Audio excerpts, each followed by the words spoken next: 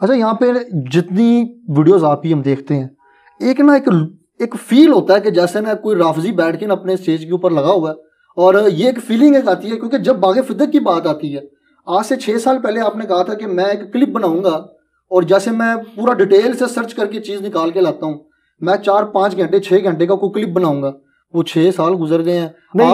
دو الگ باتیں آپ نے بات کر دی رافضیوں والی, ایک بات کر دی ناسبیوں والی, ایک بات پہ رہے نا. لیکن دیکھیں نا, میں تو نہ رافضی ہوں نہ ناسبی ہوں, میں تو الحمدللہ اہل سنت کے منہج پہ ہوں, کتاب و سنت کا ماننے والا ہوں, اور اسی کو لے کے آگے چل رہا ہوں. اب یہ رہ گیا کہ میں کوئی رافضیوں والی بات کرتا ہوں. رافضیوں والی بات اس دن ہوگی جب میں کوئی ایسی بات کروں جو قرآن بخاری مسلم میں نہ لکھی ہو, اور اگر قرآن بخاری مسلم میں لکھی ہوئی ہے تو رافضی تو قرآن بخاری مسلم ہوا, میں کہاں سے ہوا؟ میں تو صرف ایک لے مین کی طرح اس میں سے بیان کرتا ہوں. اچھا باغ فدق کا آپ نے کہا تھا کہ میں 6 سال پہلے راؤنڈ اباؤٹ آپ نے کہا تھا کہ میں پورا ڈیٹیل کلپ بناؤں گا. ہاں جی, ضرورت ہی نہیں پڑی نا. آپ ایک بات سے کیسے مائنس کر سکتے ہیں کہ جی وہ مینیجریل ایشو تھا, مینیجریل ایشو کی وجہ سے ایسا ہو گیا, اتنا بڑا فرقہ لانچ ہو گیا, اتنا بڑا فرقہ بن گیا. وہ اس کی وجہ سے نہیں لانچ ہوا, وہ آپ کے ماموں کی وجہ سے لانچ ہوا ہے.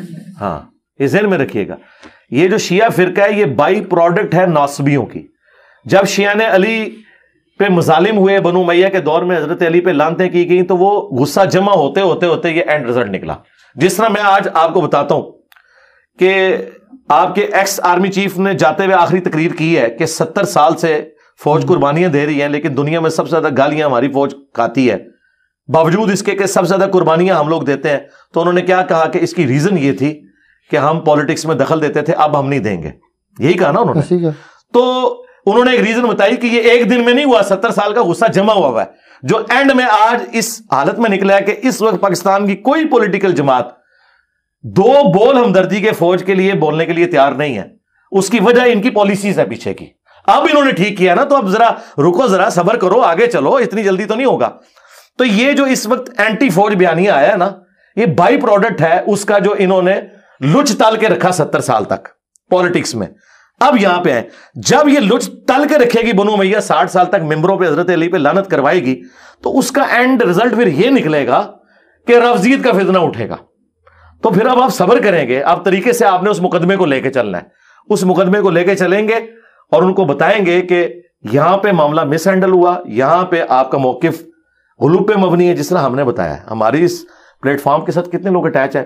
آپ باغ فدق کی بات کریں, لفظ فدق ہوتا ہے زبر کے ساتھ, فدق, ہاں یہ یاد رکھنا ہے. یہ مولوی والی غلطی نہیں نکالی, میں چاہ رہا ہوں کیونکہ ایک پلیٹ فارم ہے, ایک اچھی بات لوگوں تک چلے. یہ باغ فدق کا یا جاگیر فدق بیسیکلی اس کا جو ایشو ہے نا, اس کو میں نے to cut the story short یہ کیا تھا کہ at the end of the day سیدنا علی رضی اللہ تعالیٰ عنہ بقول شیعہ کے امت کے وسیع تر مفاد میں اس فیصلے پہ خاموش ہو کے ایکسپٹ کر لیتے ہیں اسے, اور بقول اہل سنت کے وہ اس فیصلے کو درست سمجھتے ہوئے ایکسپٹ کر لیتے ہیں. دونوں نے یہ مان لیا کہ ایکسپٹ کر لیا. کس نے؟ مولا علی نے. اب مولا علی نے ایک فیصلے کو ایکسپٹ کیا, پوری زندگی انہوں نے حضرت ابوبکر یا حضرت عمر کے ساتھ اس معاملے میں کوئی لڑائی نہیں کی. تو آج 1400 سال کے بعد جو ایشو پہلے ریزالو ہو چکا تھا اس کو دوبارہ سے اٹھانے کی ضرورت نہیں ہے. اب اس پہ ہمارے پہ اگر کوئی آرگومنٹ کرتا ہے نا کہ صحابہ کرام کی جو جنگیں ہوئی تھی اس کو کیوں آپ اٹھاتے ہیں, اس لیے کہ وہ ریزالو نہیں ہوئی تھی, کیونکہ حضرت علی نے کہا ہے کہ قیامت کے دن معاویہ اور میرے درمیان فیصلہ ہوگا. میں نے معاویہ کو معاف نہیں کیا, لیکن ابو بکر عمر کے کیس میں حضرت علی نے ان کی خلافت کو ایکسیپٹنس دی ہے. جس سے مولا علی کی دوستی ہے یعنی ابو بکر عمر, ہماری قیامت تک اس سے دوستی ہے, چاہے ان کے اینڈ سے کوئی زیادتی بھی ہوئی ہو بقول روافظ کے, یا ان کا فیصلہ 100% درست ہو بقول اہل سنت کے, تب بھی اینڈ رزلٹ یہ ہے کہ حضرت علی نے کمپرومائز کیا, ہم کمپرومائز کرتے ہیں, اس میں سے نکالنے کی کوئی فائدہ نہیں ہے.